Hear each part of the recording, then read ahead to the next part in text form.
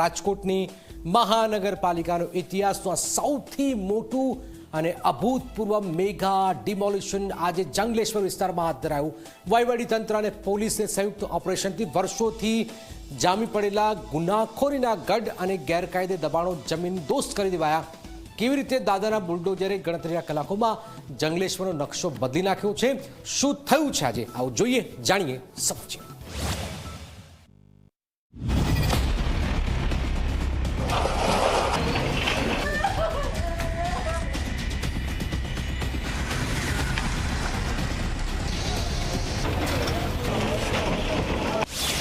જંગલેશ્વરમાં ઐતિહાસિક mega demolition.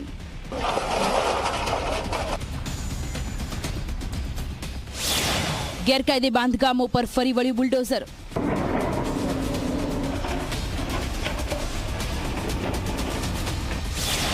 ગુનેગારોના અડ્ડાઓ થયા જમીનદોસ્ત।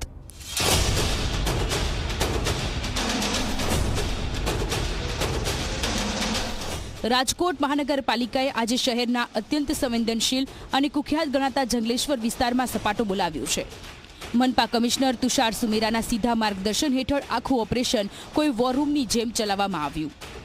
શહેરના ઇતિહાસમાં કદાચ પહેલીવાર આટલું મોટું માઇક્રો પ્લાનિંગ જોવા મળ્યું છે, જેમાં મનપા કમિશનર સહિતના ઉચ્ચ અધિકારીઓએ કંટ્રોલ રૂમમાંથી પળે પળનું મોનિટરિંગ કર્યું।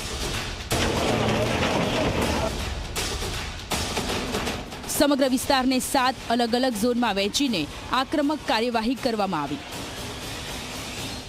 જંગલેશ્વરનો જે મેઇન રોડ છે કે જ્યાં ટીપીનો જે રોડ પસાર થઈ રહ્યો છે ને તેના પર જે મકાનો આવતા હતા, દુકાનો આવતી હતી, તેનું ડિમોલેશન કરવાની પ્રક્રિયા હજુ પણ ચાલી રહી છે। આજી નદીના પટની અંદર અંદાજિત 12 થી 15 જેટલા જેસીબી છે, તેમના દ્વારા મકાનો તોડવાની પ્રક્રિયા છે તે ચાલી રહી છે અને હજુ પણ 2 થી 3 દિવસ સુધી આ પ્રક્રિયા ચાલે તેવી પૂરી શક્યતાઓ વ્યક્ત કરવામાં આવી રહી છે।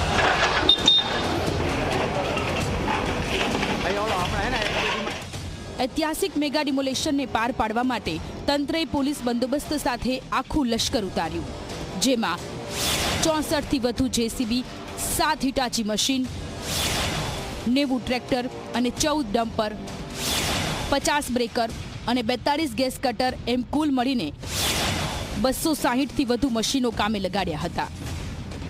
માત્ર મશીનો જ નહીં, સુરક્ષા પણ અભેદ્ય રીતે રખાઈ હતી, જેમાં 2500 થી વધુ પોલીસ જવાનો અને અર્ધલશ્કરી દળોએ વિસ્તારને કોર્ડન કર્યો।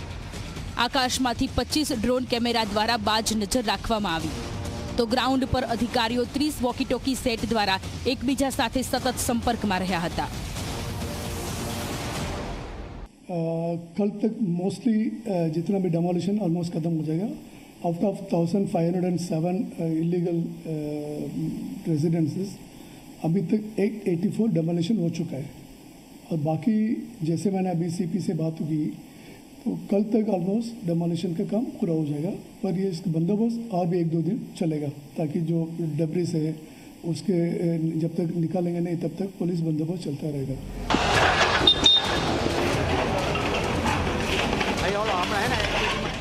રાજકોટનું આ જંગલેશ્વર જાણે એક સમયે મિની પાકિસ્તાન બની ગયું હતું। લૂંટ, ચોરી, હત્યા અને ગેરકાયદેસર હથિયારોના સોદાગરો માટે આ વિસ્તાર એક સુરક્ષિત આશ્રય સ્થાન હતું, જ્યાં જંગલેશ્વરમાં ઘણા સમયથી દારૂ, જુગાર, ગાંજાની પ્રવૃત્તિઓ વધી હતી। લૂંટ, ચોરી, હત્યાના આરોપીઓ અહીં વસવાટ કરતા હતા। છેલ્લા 10 વર્ષમાં દારૂના 257 કેસ નોંધાયા। પોલીસે 300 જેટલા આરોપીઓને પકડ્યા। ઘોડી પાસા જુગારના 65 કેસમાં 85 આરોપી પકડાયા। 104 ગુનાના આરોપી સમીર ઉર્ફે મુરઘા ગેંગના 21 આરોપીઓનો અડ્ડો છે। આ ડિમોલેશન પાછળ માત્ર જમીન ખુલ્લી કરવાનો જ હેતુ નથી, પરંતુ આ વિસ્તારમાં ચાલતી અસામાજિક પ્રવૃત્તિઓના મૂળ કાપવાનો છે।